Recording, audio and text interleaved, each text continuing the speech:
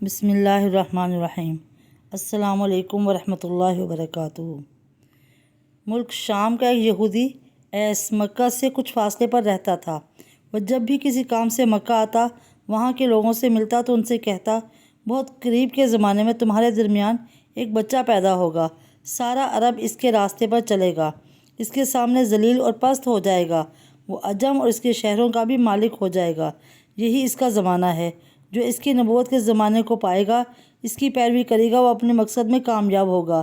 جس خیر اور بھلائی کی وہ امید کرتا ہے، وہ اس کو حاصل ہوگی، اور جو شخص اس کی نبوت کا زمانہ پائے گا مگر اس کی مخالفت کرے گا، وہ اپنے مقصد اور آرزوؤں میں ناکام ہوگا۔ مکہ معظمہ میں جو بھی بچہ پیدا ہوتا، وہ یہودی اس بچے کے بارے میں تحقیق کرتا اور کہتا، ابھی وہ بچہ پیدا نہیں ہوا۔ آخر جب نبی کریم صلی اللہ علیہ وسلم اس دنیا میں تشریف لائے تو عبد المطلب اپنے گھر سے نکل کر اس یہودی کے پاس پہنچے۔ اس کی عبادت گاہ کے دروازے پر پہنچ کر انہوں نے اسے آواز دی۔ ایس نے پوچھا، کون ہے؟ انہوں نے اپنا نام بتایا۔ پھر اس نے پوچھا، تم اس بچے کے بارے میں کیا کہتے ہو؟ اس نے انہیں دیکھا اور پھر بولا، ہاں، تم ہی اس کے باپ ہو سکتے ہو۔ بے شک وہ بچہ پیدا ہو گیا ہے جس کے بارے میں تم لوگوں سے کہا کرتا تھا۔ وہ ستارہ آج رات طلوع ہو گیا ہے جو اس بچے کی پیدائش کی علامت ہے، اور اس کی علامت یہ ہے کہ اس وقت اس بچے کو درد ہو رہا ہے، یہ تکلیف اسے 3 دن رہے گی اور اس کے بعد یہ ٹھیک ہو جائے گا۔ راہب نے جو یہ کہا تھا کہ بچہ 3 دن تک تکلیف میں رہے گا، تو اس کی تفصیل یہ ہے کہ آپ نے 3 دن تک دودھ نہیں پیا تھا، اور یہودی نے جو یہ کہا تھا کہ ہاں، آپ ہی اس کے باپ ہو سکتے ہیں، اس سے مراد یہ ہے کہ عربوں میں دادا کو بھی باپ کہہ دیا جاتا ہے۔ اور نبی کریم صلی اللہ علیہ وسلم نے ایک بار خود فرمایا تھا، میں عبد المطلب کا بیٹا ہوں۔ یہودی نے عبد المطلب سے یہ بھی کہا تھا، اس بارے میں اپنی زبان بند رکھیں، یعنی کسی کو کچھ نہ بتائیں، ورنہ لوگ اس بچے سے زبردست حسد کریں گے، اتنا حسد کریں گے کہ آج تک کسی نے نہیں کیا، اور اس کی اس قدر سخت مخالفت ہوگی کہ دنیا میں کسی اور کی اتنی مخالفت نہیں ہوگی۔ پوتے کے متعلق یہ باتیں سن کر عبد المطلب نے ایس سے پوچھا، اس بچے کی عمر کتنی ہوگی؟ یہودی نے اس سوال کے جواب میں کہا، اگر اس بچے کی عمر تبھی ہوئی تو ابھی 70 سال تک نہیں ہوگی، بلکہ اس سے بھی پہلے ہی 61 یا 63 سال کی عمر میں وفات ہو جائے گی۔ اس کی امت کی اوسط عمر بھی اتنی ہی ہوگی۔ اس کی پیدائش کے وقت دنیا کے بت ٹوٹ کر گر جائیں گے۔ یہ ساری علامات اس یہودی نے گزشتہ انبیاء کی پیش گوئیوں سے معلوم کی تھی، اور سب کی سب بالکل سچ ثابت ہوئیں۔ قریش کے کچھ لوگ عمرو بن نفیل اور عبداللہ بن حجش وغیرہ ایک بت کے پاس جایا کرتے تھے۔ یہ اس رات بھی اس کے پاس گئے جس رات آپ صلی اللہ علیہ وسلم کی پیدائش ہوئی۔ انہوں نے دیکھا وہ بت اوندھے منہ گرا پڑا ہے۔ ان لوگوں کو یہ بات بری لگی۔ انہوں نے اس کو اٹھایا، سیدھا کر دیا، مگر وہ پھر گر گیا۔ انہوں نے پھر اس کو سیدھا کیا، پھر الٹا ہو گیا۔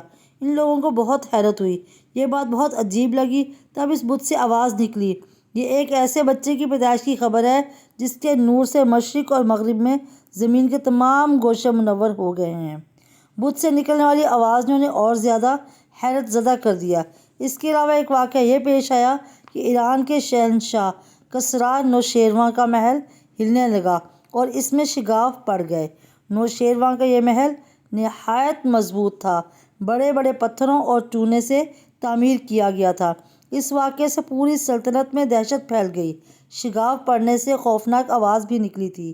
محل کے 14 کنگرے ٹوٹ کر نیچے آ گرے تھے۔ آپ کی پیدائش پر ایک واقعہ یہ پیش آیا کہ فارس کے تمام آتش کدوں کی وہ آگ بجھ گئی جس کی وہ لوگ پوجا کرتے تھے، اس کو بجھنے نہیں دیتے تھے، لیکن اس رات ایک ہی وقت میں تمام کے تمام آتش کدوں کی آگ آنن فانن بجھ گئی۔ آگ کے پوجنے والوں میں رونا پیٹنا مچ گیا۔ کسریٰ کو یہ تمام اطلاعات ملی تو اس نے ایک کاہن کو بلایا۔ اس نے اپنے محل میں شگاف پڑنے اور آتش کدوں کی آگ بجھنے کے واقعات اسے سنا کر پوچھا، آخر ایسا کیوں ہو رہا ہے؟ وہ کاہن خود تو جواب نہ دے سکا، تاہم اس نے کہا، ان سوالات کے جوابات میرا ماموں دے سکتا ہے، اس کا نام سطیح ہے۔ نوشیروان نے کہا، ٹھیک ہے، تم جا کر ان سوالات کے جوابات لاؤ۔ وہ گیا، سطیح سے ملا، اسے یہ واقعات سنائے۔ اس نے سن کر کہا، ایک عصا والے نبی ظاہر ہوں گے جو عرب اور شام پر چھا جائیں گے، اور جو کچھ ہونے والا ہے ہو کر رہے گا۔ اس نے یہ جواب کسریٰ کو بتایا تھا۔ اسی وقت کسریٰ نے دوسرے کاہنوں سے بھی معلومات حاصل کر لی تھیں۔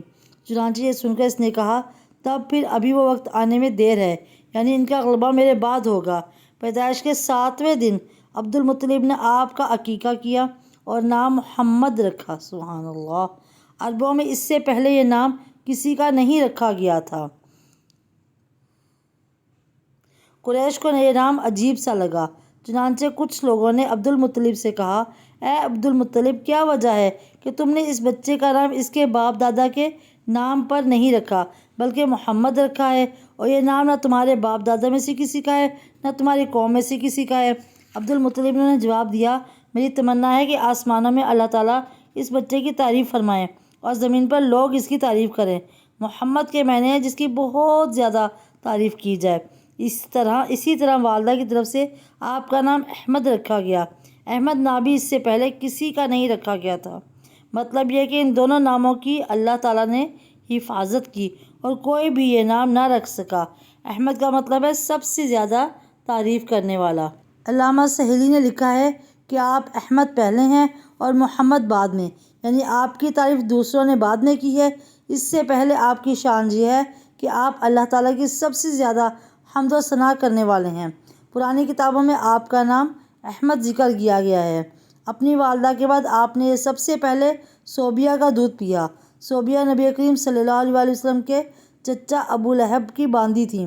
ان کو ابو لہب نے آپ کی پیدائش کی خوشی میں آزاد کر دیا تھا۔ صوبیہ نے آپ کو چند دن تک دودھ پلایا۔ انہی دنوں صوبیہ کے ہاں اپنا بیٹا پیدا ہوا تھا۔ آپ کی والدہ نے آپ کو صرف 9 دن تک دودھ پلایا۔ ان کے بعد صوبیہ نے پلایا۔ پھر دودھ پلانے کی باری حضرت حلیمہ سعدیہ رضی اللہ عنہا کی آئی۔ حضرت حلیمہ سعدیہ رضی اللہ عنہا دوسری عورتوں کے ساتھ اپنی بستی سے روانہ ہوئیں۔ ان کے ساتھ ان کا دودھ پیتا بچہ اور شوہر بھی تھا۔ حلیمہ سعدیہ رضی اللہ تعالیٰ عنہ دوسری عورتوں کے بعد مکے میں داخل ہوئیں۔ ان کا خچر بہت کمزور اور مریل تھا۔ ان کے ساتھ ان کی کمزور اور بوڑھی اونٹنی تھی، وہ بہت آہستہ چلتی تھی۔ ان کی وجہ سے حلیمہ رضی اللہ عنہا قافلے سے بہت پیچھے رہ جاتی تھی۔ اس وقت بھی ایسا ہی ہوا، وہ سب سے آخر میں مکے میں داخل ہوئیں۔ اللہم صلی علی محمد وعلی آل محمد کما صلیت علی ابراہیم وعلی آل ابراہیم انک حمید مجید۔ اللہم بارک علی محمد وعلی آل محمد کما بارکت علی ابراہیم وعلی آل ابراہیم انک حمید مجید۔